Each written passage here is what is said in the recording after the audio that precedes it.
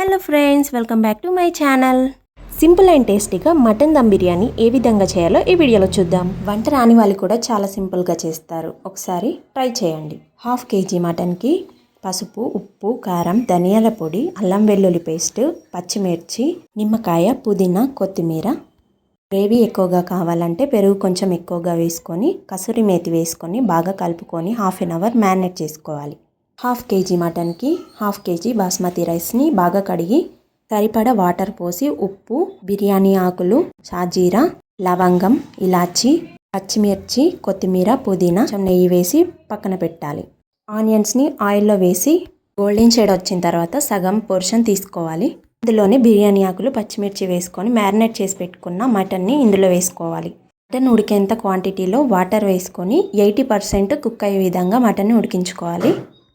కుక్కర్లో వేస్తే 6 విజిల్స్ వచ్చే వరకు ఉడికించుకోవాలి. డైరెక్ట్ అయితే 20 మినిట్స్ ఉడికించుకోవాలి.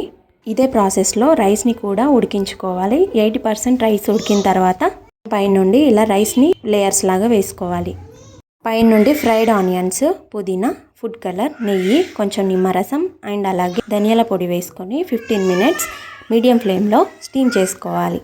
అంతే, చాలా simple and tasty mutton dum biryani ready. మీరు కూడా ఒకసారి ట్రై చేసి టేస్ట్ ఎలా ఉందో కామెంట్ చేయండి. వీడియో నచ్చితే లైక్ చేసి ఛానల్ని సబ్స్క్రైబ్ చేసుకోండి.